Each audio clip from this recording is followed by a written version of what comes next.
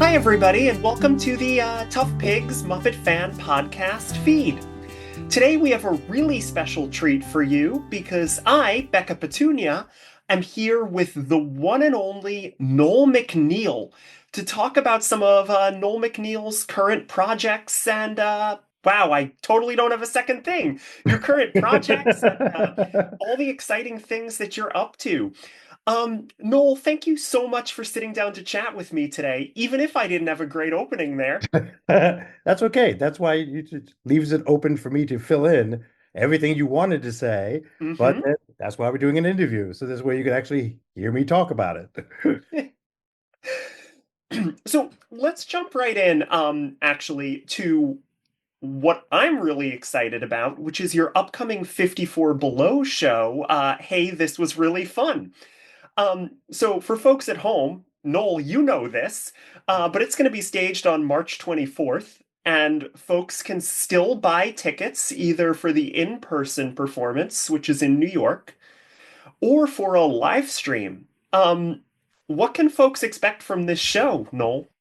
Well, the title has like two references. One, it's from this show that I used to work on called A Bear in the Big Blue House. And the uh last song of the show that kind of wrapped everything up was called the Goodbye Song. And the first line was Bear, and he would say, kind of commenting on what you just went through with him. Hey, this was really fun. So it's a great title, which I've used for number two for my autobiography, which I wrote and available on Amazon. Because when you're in a pandemic and you have time being locked down and trying, to survive, you write down like little stories that have happened to you over the years, and your wife encourages you, well, why don't you put them all together into like, the story of your life, which I did. So that's what actually the show is kind of based on.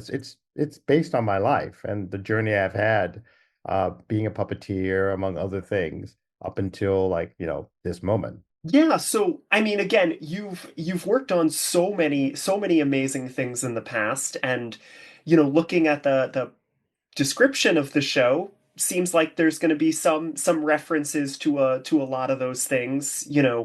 Eureka's Castle and Bear, and your time with Sesame. I mean, I was about to ask if there were any surprises in store for folks, but I guess you wouldn't answer that question because then it wouldn't be a surprise. Oh Um, yes, there'll be a few surprises, a few like old friends, wink, may show up towards the end of the show. So, you'll have to wait and see. But I'm really looking forward to it. Plus, I have my friends and colleagues, Jennifer Barnhart from Sesame Street and Avenue Q and Between the Lions, and my friend Fergie Philippe of Broadway, of Hamilton, and of the Muni's Little Mermaid, and about to go out on the national tour, the anniversary national tour of Beauty and the Beast as the Beast.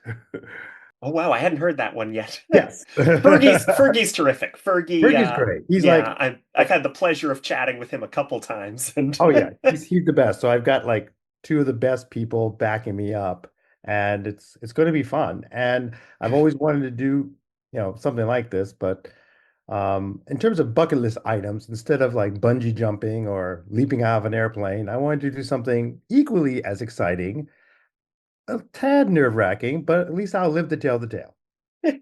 well, you had some practice because you were at 54 Below pretty recently for their tribute to puppets that they did. Yeah, it's a Puppetry on Broadway is the Instagram account, and I got to be a part of it, and it was kind of like a sort of like a review, like a variety show of people who have been associated with puppets or who are puppeteers or puppeteers who have done puppetry on Broadway or who are like associated with Broadway. It was like pretty much like a conglomerate of like puppetry, Broadway. How can we pull this together? So it was great, and and it's on my Instagram feed, the duet I did with Jen Barnhart and her bear from Avenue Q, her bad idea bear, whose name is Clover, by the way. Don't know if you knew that. And so she and Bear do a duet together, and it's the song "Wonderful" from Wicked.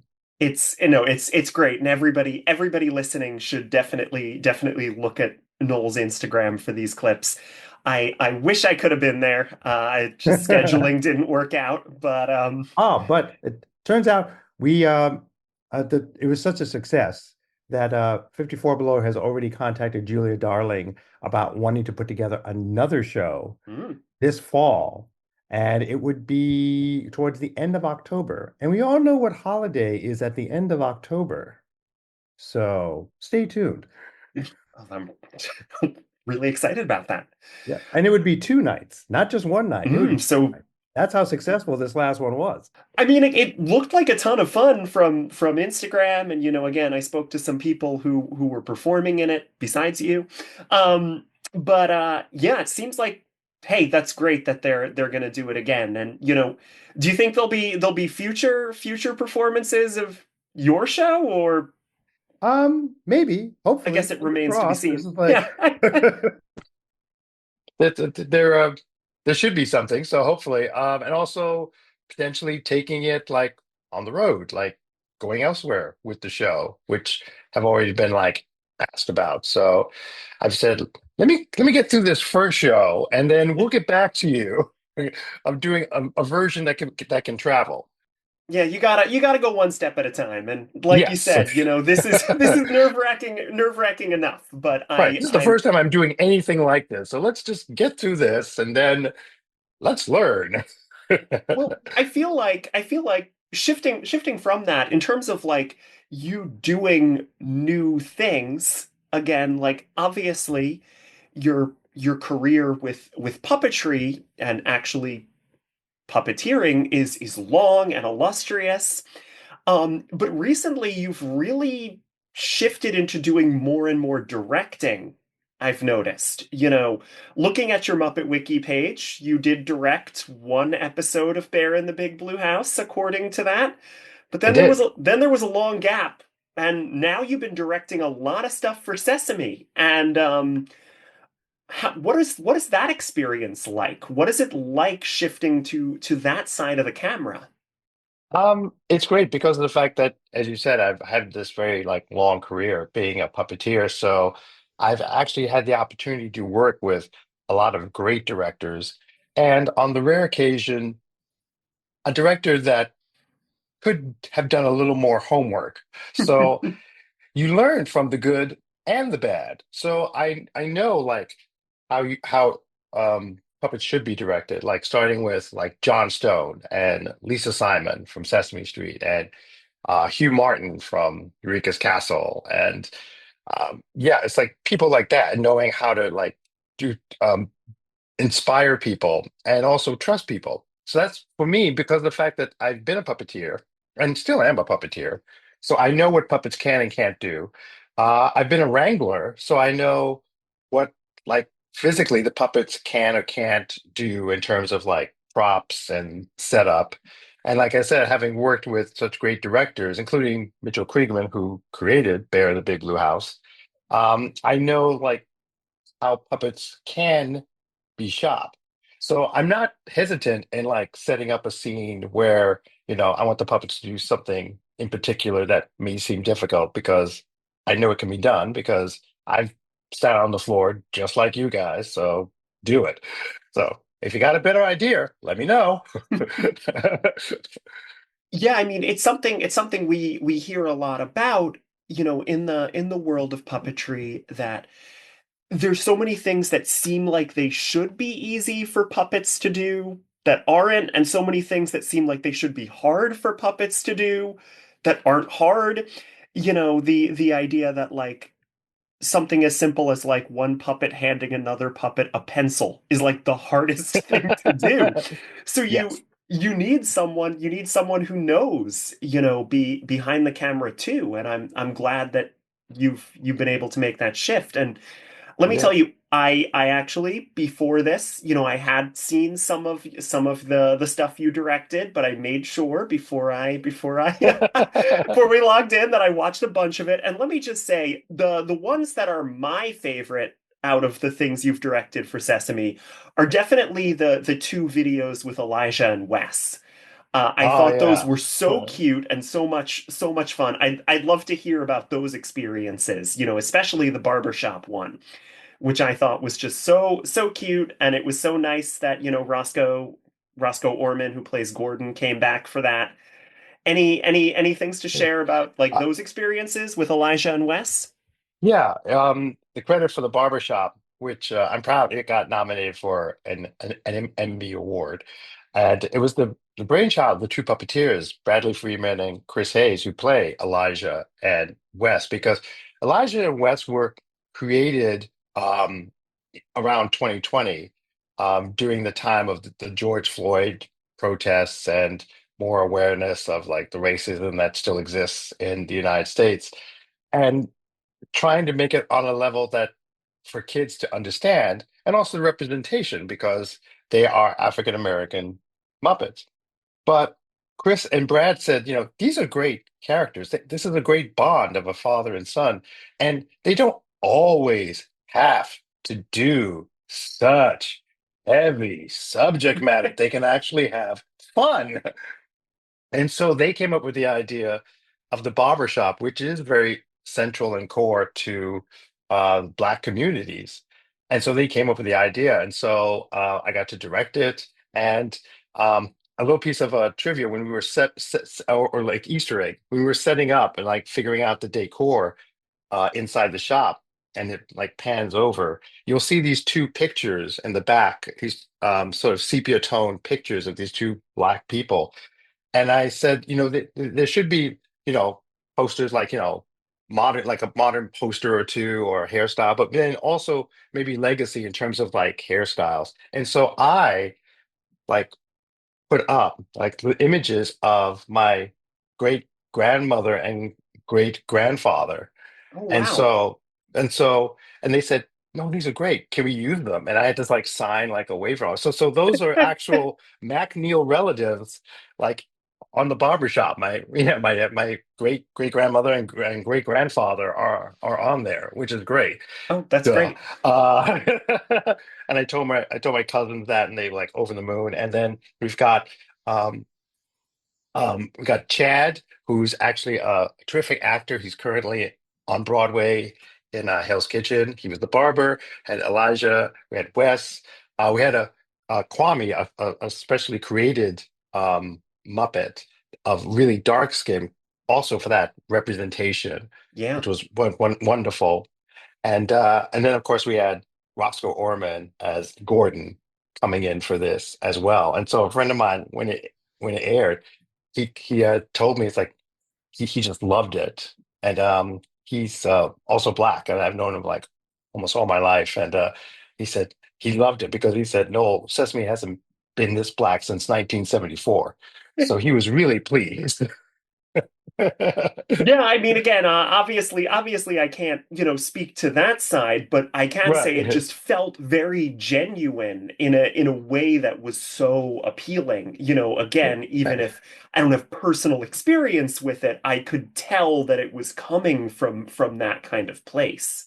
Yeah, that's like it's a nice balance between like the sincerity and just the genuine humor because it was fun. It's fun, and we're trying to make also the experience of getting your first haircut for little kids that can be very like traumatic.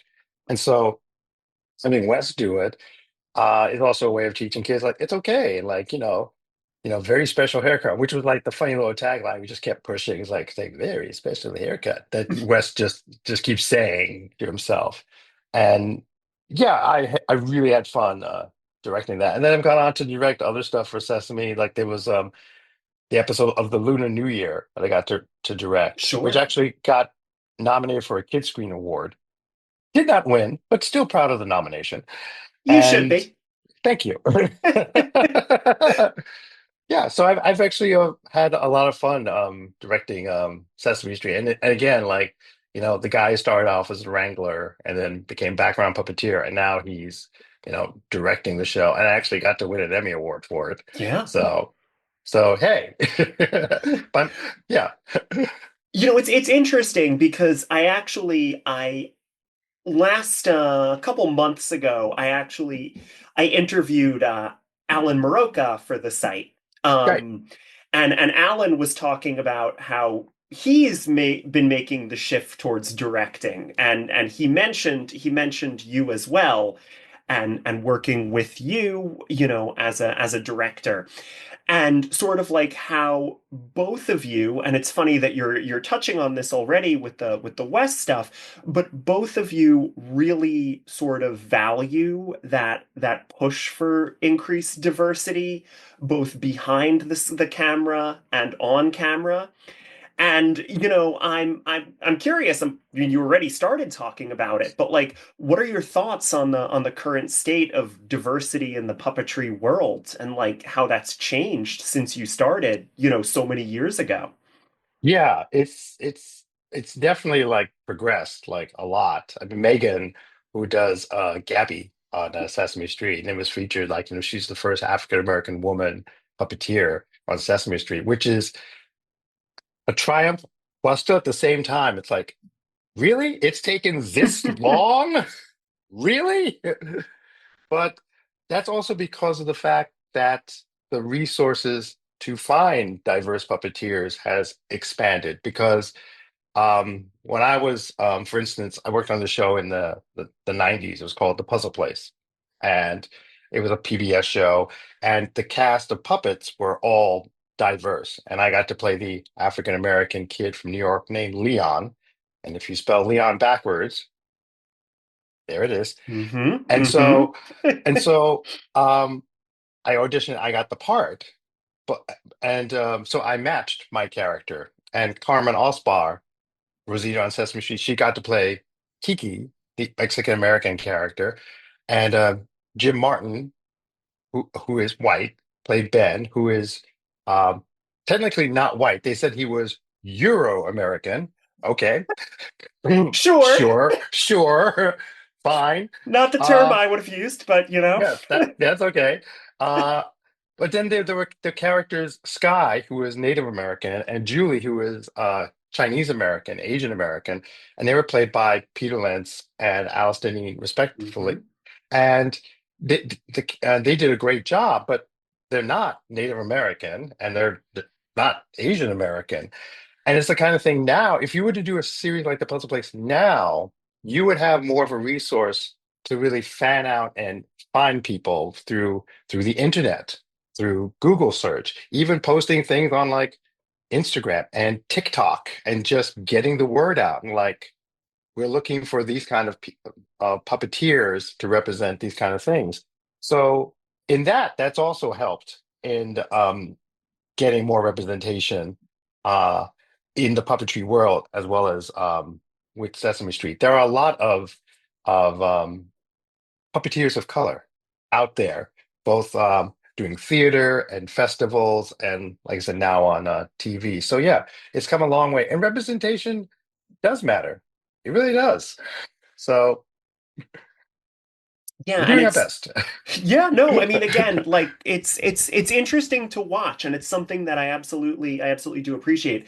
It's funny that you mentioned the puzzle place, because I feel like the new, characters like Wes and Elijah and Gabrielle and Ji Young almost remind me of the puzzle place. It reminds me of watching the puzzle place as a kid, but it is, again, nice to know that we're seeing diversity both behind Yeah. those characters this Yeah. time, that Yeah, exactly. Yeah, yeah. Kathy Kim does Ji Young, and hmm she is like Korean American, and yeah, and Megan, and also Bradley, who does West, he does Tamir, and sure. he's African American. So yeah, so it really does help, and it does matter, and they're very popular. It's like kid, kids recognize them, kids love them. I've seen kids with Ji-young dolls and Tamir dolls on the street right next to their Elmo, like clutching one and like, Yeah,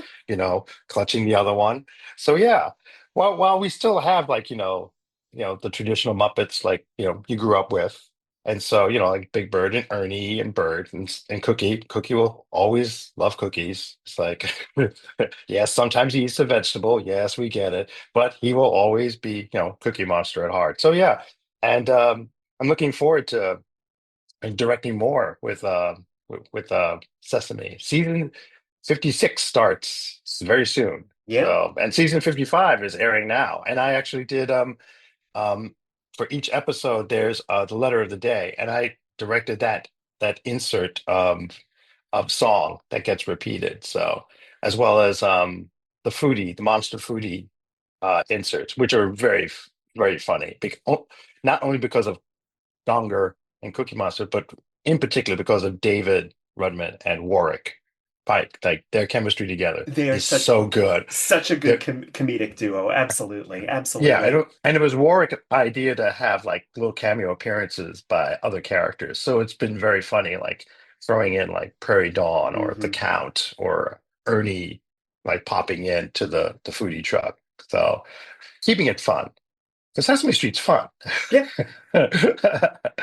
That's important. I mean, again, that's always been a key part of that. But speaking of some of those older characters, actually Joe, our mutual friend Joe Hennis, um, No! uh, he wanted me to ask you, you've done some work as Big Bird lately, at the Thanksgiving Day Parade and stuff. What has that been like, that experience? Well, it certainly ran the gamut this past Thanksgiving.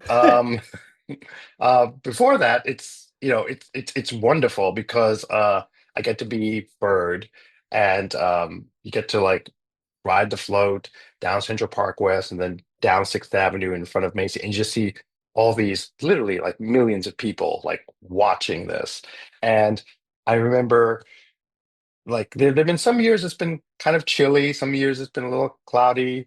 Um, Thanksgiving of 2023 was probably like one of, if not the most perfect Thanksgiving. It was blue skies, there was no wind, it wasn't that cold. It was absolutely what Macy's prays for every year, pulling out the prayer rugs for that kind of weather. They misplaced the prayer rugs this past Thanksgiving because Sure did. it rained. And I'm not talking like a drizzle. It rained the entire time. And I've like chronicled the parade. It hasn't rained, like, especially in that kind of situation, in over like 8 years, really. And so, like, it's one of the times like when you really want climate change, can we just have a warm Thanksgiving Day for this? Just And for Big what, Bird. right, just for Big Bird. And what made it worse was it's like it didn't rain the day before. It didn't rain the day after. It actually stopped after the parade was over. Because the parade ends at noon. Just before 12:30, that's when the rain stopped. But until then, it was raining. So normally Big Bird's in his nest and he's waving to people. And then we do the song at the end in front of Macy's. But for this, we couldn't have Big Bird in his nest because it was really raining. And so we kept him inside, and we were inside just like riding down down the street inside. Also, we found out that this float that's been around forever uh, is not leak proof. So there were kind of leaks. So it's kind of like being in the hull of the Titanic at moments, um, making sure you don't get like water on yourself or on a puppet you're holding. And then once we got to Macy, that's when normally I don't have to put on the legs um, when I'm in the nest.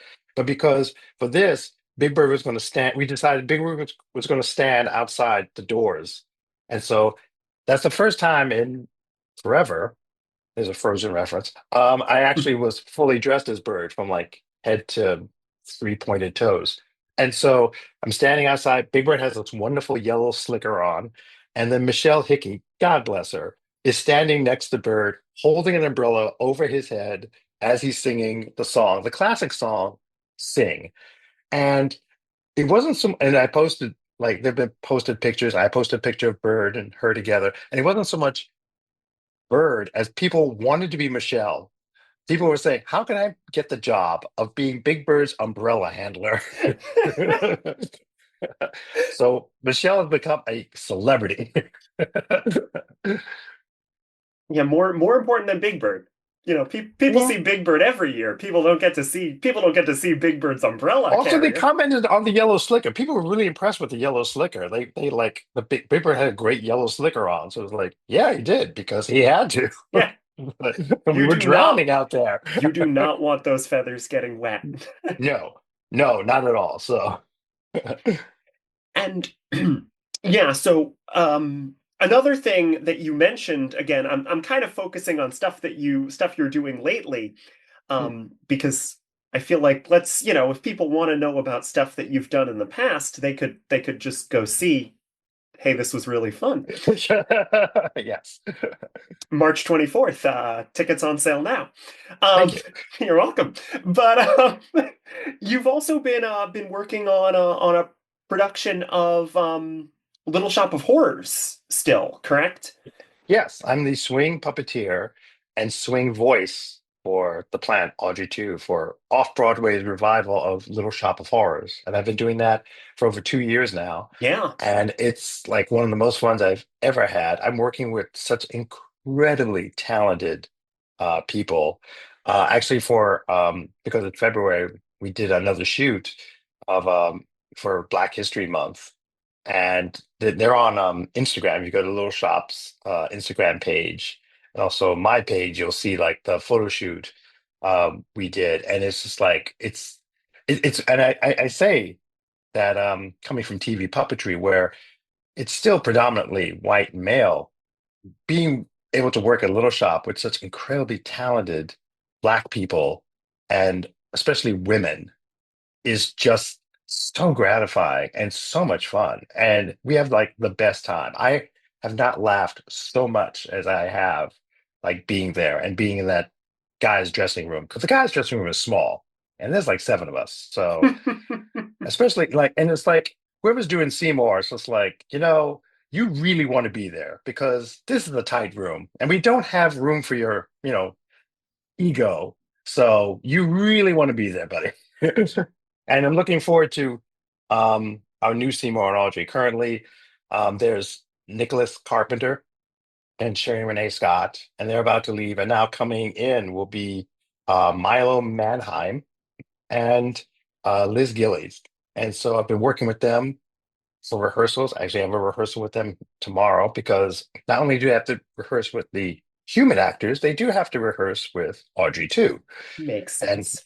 exactly. And she can be a little temperamental. So, so just making sure like, you're getting eaten safely. And this is how it's done. How is so is this your first like off-Broadway show, or had you done that Yeah, before? no, this is my first legit like theater that I've done. I mean, I've written and created shows for the Bronx Zoo in the past, family musicals, and but this is my first like legit off-Broadway like real theater experience. In fact, during the early days of me rehearsing and learning how to manipulate the plant, during a break, the stage manager at the time was talking about this podcast he was listening to, and the host says the question I always leave off asking the celebrity, the last question is, "What are your three threats?" And everybody was on stage going like, "Oh yeah." And me coming from like the non-theater world, I come from like TV. I'm like, why would you ask somebody what threatens them? What kind of question is that? And then it was explained to me three threats are your talents, like singing, dancing, and one more thing. And I said, oh, okay. See, I'm not from the world of theater. So for me, when you ask me what are my three threats, they are being pushed onto the subway, another pandemic, and Republicans. But obviously, in terms of the theater threats, you've got those down pat too, though, Oh because well, you can thank. sing and dance. I can. It's like, would you hopefully see that work well on March 24th? But yeah, it's like it's wonderful. The West Side Theater is a great theater. If you're in New York, and you have a chance, come by and see the show because it's one of the things I've learned is that this show, written by Howard Ashman, is is one of those rare shows where it's perfect. It's like the script is perfect, the songs work. You don't have to do anything to like fix the show. This show doesn't need fixing. It's just perfect. It works, and it's been amazing. The different people who've come in to be Audrey, to be Seymour, to be Oren, and the others, because the actor who is Oren has to do all these other characters, and it's been amazing to see. everybody find their little takes on each character and how they do a line or react to a line and giving their own little twists to certain things. And everybody's different and everybody brings something new. Um, and it's going to be great seeing what the three new leads, Jeremy, Milo, and Liz do. I've seen it in rehearsal so far, and people are going to love it, and it's great. And we also realize that Liz and Milo are going to bring their fan base from Disney Channel and Nickelodeon, who a lot will probably this will probably be their first theater experience of sitting in the theater and watching like a show. So, if you're coming, keep in mind, turn off your devices. You can't record, you can't photograph, don't talk. It's not TV. Don't sing along. But feel free to clap, feel free to laugh, feel free to whoop it up. So, yeah, I'm looking forward to it. Yeah, no, I mean, again, it's such a great show, and it's. Do you think you'll do more like Broadway shows? Yeah, If I loved it. I've been actually I'm with the Ludic agency, and so I've gotten auditions for non-puppet things, and I've submitted Ooh, myself, and so yeah, it's like why not? yeah, open Just open up that world. yeah, yeah, exactly. It's like just yeah, it's one of those things where it's like I never thought of it before. Actually, that's why I became a puppeteer because I kind of always wanted to be an actor, but I realized like I grew up in the 70s, so representation for me on camera was either, drug dealer on the left or gang member on the right. And so I realized I couldn't be, Abraham Lincoln, but I could be Abraham Lincoln's hat if I were a puppeteer. And this was long before Lin-Manuel Miranda blew the lid off of that. And now we have black bald George Washingtons running around. So if I had that growing up, I probably would have been a full-time actor. But as it is, I became a puppeteer, which has been very gratifying. Gratifying? Wow, that sounds like an Oz term. Gratifying. And yeah, so I'm sorry, I'm just scanning through some of the other That's okay. things. Like So I said, I can blather like nobody's business. So yeah, no, really, you I can mean, ask me listen, anything. listen, I'll just drone on for hours. So go for it. well, again, so again, going back to the directing, you mentioned to me that you're going to be teaching directing at the O'Neill Puppetry Conference this year, Yeah, teaching and directing, and we kind of talked already a little bit about like what's different about directing puppets versus people, but like let's talk a little bit, again about teaching. Have you taught a class like that before? Like, is this a new angle for you, or is this something that feels very natural coming up? well, I've been lucky with Sesame. I've also had worked with the co-productions, the international versions of Sesame. So sometimes when I've gone to audition and rehearse puppeteers for their incarnations of Sesame, I've also worked with the writers and kind of guided them towards the Sesame way of writing and teaching. That's still fun. And also the directors are like, this is how you direct a puppet, and this is like what you need to be aware of with a puppet. So I kind of have done that before. And so with O'Neill, what's interesting is you'll have people who obviously like love puppets because that's why they're there, and they've done puppets. But now there's so many. It's not just like live puppets. Now there's so many other resources for puppets. So it's like taking your live piece. Well, how would you direct this? How would you shoot a live piece for for TikTok, for YouTube, for a short, for TV? How would you take this and adapt it for that? How do you direct more than one character in the scene?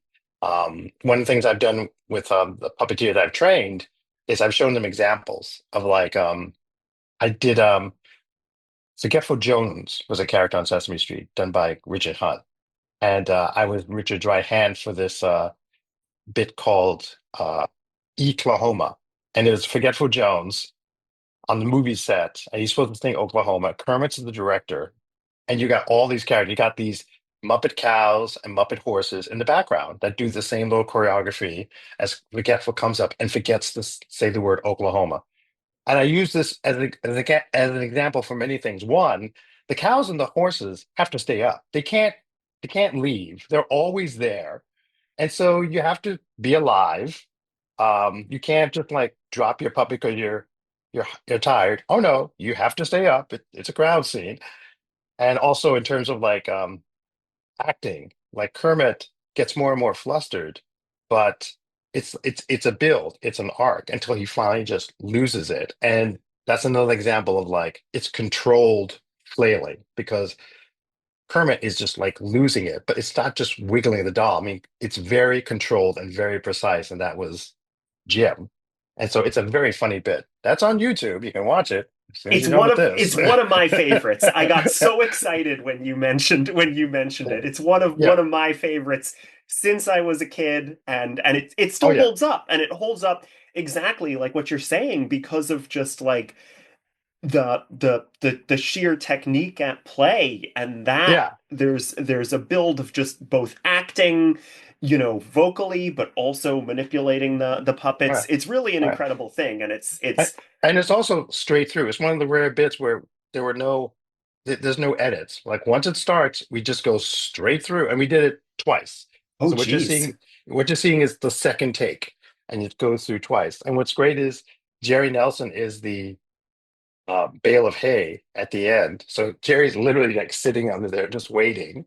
And but before that, whenever Kermit says like, it's like, and roll camera, Jerry says speed. And that's Jerry's voice. He just says speed. Which is great. But that's incredible that it only took two takes. Yeah, we rehearsed it and then we tried to take and it was like it was good. Like, okay, let's do it one more time because now everybody was like, okay, we can do better. It's probably one of those things. There used to be an expression called a do or die. Can we just do one more, do or die? And so we did it and it was great. And yeah, and it's just straight through. There's no camera cuts, there's no editing. It's like from beginning to end, we just kept going, which is again is the example I give people. It's like, this is one take. You're up there. Those horses and cows, they're up there. So, go to the gym, do your arm exercises, do your shoulder presses because it pays off when you're holding up a Muppet horse. Yeah, you don't think it's heavy, but then you hold it up for an entire No, take and it's yeah. heavy. Actually, one of the hardest things for puppeteers to do is photos, like holding up the Mhm. puppet for a photo, because you have to be still. And it's like you're doing all this energy to like stay still and be in this pose. Whereas if you're moving around, you know, oxygen is flowing, blood's flowing, and it's more comfortable. But if you have to like hold the puppet and then just be still, and then you get a photographer who has never shot a puppet before and will say like over here, it's like, and if you're underneath and can't see him, like, well, what does over here mean? It's like, and so that's when someone like Michelle, again, God bless her, will stand next to the camera and say, okay, count a little down, a little to the left, Elmo a little higher, Abby, a little more to the right so that you can get like the eyes focused. Let me also mention, and I probably should have mentioned this before, but I I don't know if you know that Joe and I last year we recorded a couple episodes of a kind of like Bear in the Big Blue House podcast mini series. I heard of And this. Yes. mhm. And I heard about it. I was watching through it again, a show that I grew up with and loved. Joe was watching it for the first time. But one thing, I mean, so many things that I was impressed by, but one thing, like the physicality of Bear and some of those dance moves that you do, and like doing like slides on the floor at the end of a song to show the end of a song. Like it's an incredible physical feat. I mean, like, do you have any stories about any of those like dances that you had to do with Bear? I knew that when I got the part, they started asking me, and I lived like on the Upper East Side, like 20 minutes away from the Henson workshop. So I lived about 30 blocks away. And when they would call me, they said, "No, do you have any time next week to come in for a fitting?" And I said, "I can be there in 20 minutes," because I knew that this guy and I were going to spend a lot of time together. So let's make this as comfortable as possible for both of us. And I would try certain things, and then if I felt something, that would be Bear's way of saying, "Oh, you don't want to do that again." Remember that feeling? Which is why also when I've told puppeteers, when I've trained for Sesame, the director might ask you to do something and that you physically, either the puppet or you or both can't. And I said, you have the right to say no, but only if you have a better idea, which would occasionally happen on Bear. The director would ask me something, I was just like, no, but I can do this. And it was usually, better. And so you do have the right to say no, but you have to back it up with a better idea. If you can't, then you just gotta like suck it up and just somehow get through it. But yeah, Bear's dance moves were great, especially like when I would go to like talk shows like Donnie Marie and Mhm. teach them the Bear cha cha cha. So having like human beings like trying to dance like Bear was always like very funny. I'm trying to hold back on talking about Bear, and because I could talk about that Yeah. all day. Yeah. I always had this idea of like maybe for like a charity event of doing like a watch party of me and Peter and Tyler and Vicky watching an episode and commenting on it, and people could like tune in and like donate money for it. But I always wanted like what it'd be like for us to like go back and like watch like that first episode. I personally can't watch like some of the episodes, especially the first season, because I got so much better. And so I will see like these clips of people's babies reacting, or especially dogs reacting to bear sniffing, and I can immediately say, "Oh, that's season one. Don't do that. Like it's so much better later on." It's like his sniffing is so much better. It's like, why are you doing that? It's like, yeah, and I'll just like critique myself like terribly, so I don't watch Sure, the early sure. episodes. Yeah. No, like it's hard. It's hard. And again, you're always doing new things, and you're always learning and growing and all of that. But Well, you have to. You have to like keep going. You have to keep moving, especially in the current climate. Like creating, keep creating, because that's a great form of like resilience and resistance. Keep creating, make art, and yeah, it just helps you mentally, and it could inspire somebody else. speaking of, again, keeping creating, any other future projects we should be watching for? I mean, again, obviously this show, and like you said, you're potentially touring with Hey, this Yeah, was really fun after yeah. March 24th. I've got a couple of Comic-Con visits coming up because now cons are back, and so doing that again. So I just did this past January in Massachusetts. I did the Chocolate Expo, which I'm doing again in New Jersey later this year, which was very fun. It was it was great, and I'm also doing Hill Country Comic Con in April, just outside of Dallas, and then I have a couple more cons potentially coming up. Hopefully, one in the UK and Ooh. possibly one in Ireland this year. So fingers crossed, kids. And if you're in those countries and you have that website of like suggesting guests, suggest Bear. Because Bear would love to go to England and Ireland, Well, I'm sure. Scotland, even. I'm actually like my ancestors are Scottish. So, hey, wouldn't mind going there again. But this is, again, I'm gonna start wrapping things up. But I Okay, do have I do have one very important question, and this sure. actually comes from the team at Muppet Wiki, and they heard that I was going to be talking to you, and they were like, "Can you ask Noel this important question?" Which is, we have a thing on Muppet Wiki where we have been trying to figure out, for basically as long as there's been a Muppet Wiki, are Pip and Pop brothers? or cousins? Because there's two camps of people who we can't figure it out. Yeah. Are Pip and Pop brothers, Noel? Okay, here's the thing. See, on the show, we always thought Pip and Pop are brothers. But Mitchell Kringman, the man who created the show, said, no, they're not. And yet they share the same grandparents. So it's like, so what are you talking about, dude? It's like either they're siblings or They they're could be not. cousins. They could be They could be cousins. they could be cousins. So that was probably the closest thing because they're sharing the same grandparents. So I was like, okay, they're cousins? So Sure. you don't have an answer. You don't have an answer No, for us either? no, we don't. It's just part of like the mythos of the house. It's like that's it. I do know I can always tell you that whenever you see Pip and Pop, Pip is always on the left and Pop is always on the right. It's like, and also you can tell the difference with the ears. Look at their Hmm. ears, and you can tell the difference. But yeah, whenever we would set up a scene with Pip and Pop, like they always had to be like Peter always had to be on camera left, and Pop Tyler always had to be on camera right because that's the thing. Outside of that, it's I mean everything else was up for grabs. Like, Listen, hey, that's at least an answer. The answer yes, that we will never know is you a never know. more of an answer than we started with. So Exactly. It's like no secret Easter egg. Like no, it's like that's the way it is.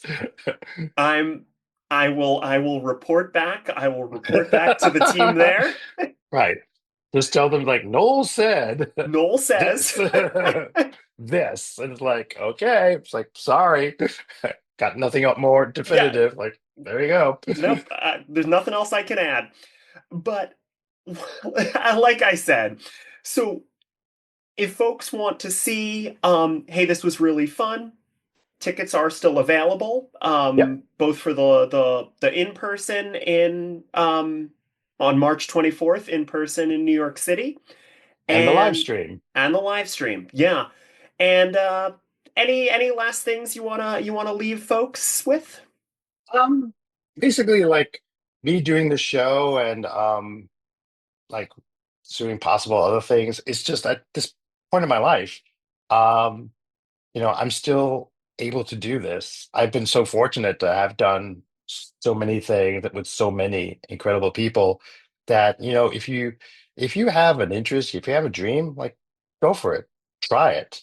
So I was lucky that my mom believed in me from the get-go. And so a lot of people don't have that. So that's why you really have to start with the one person you're always with, yourself. So just believe in yourself. And, if you ever have any doubts, I was like, whoa, look at that guy, MacNeal. He's done all this stuff and he's still standing and he's still talking coherently. And so, yeah. And when an opportunity comes, say yes. There's a couple of opportunities coming for me.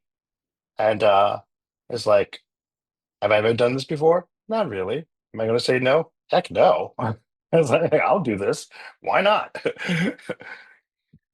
But that's another podcast. Well, I will say, Noel, I'd love to have you back if where I'm not going to say if when we bring back the Bear in the Big Blue House show. I'd Yay! love to have you back. But in the meantime, where can people find you? Obviously, hey, this was really fun. We'll post a link, but that's on the 54 Below website. But where can people find you, like on social Hey, media or websites? hey. Like I said, my autobiography is on Amazon. Hey, this was really fun. I'm on the TikTok. I'm on Instagram as well. Those are the two ones that I really like. And that's at Noel Do. MacNeal It's at N McNeil. and Instagram MacNeal. is yeah, N McNeil. And I forget what the TikTok one is, but it's like type in Noel McNeil and if you see like, a bear, that's me.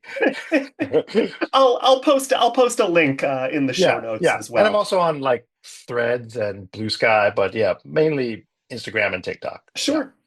Yeah. Thank you so much. Thank you so much, Noel, Hey, for being here. hey, thanks for letting me blather on and drone. You've been very patient. You've been very Hey, patient listening, whoever you are out there. and yeah, hopefully I can't wait to see the show, and hopefully we'll be able to chat soon. Oh, yes. There'll be a photo op at the end of the show. Don't worry. Keep that in mind too, folks. Exactly. Have Come a to New good York. You'll get that Disney experience of the meet and greet afterwards. So have a good one, everybody. Thanks, Noel.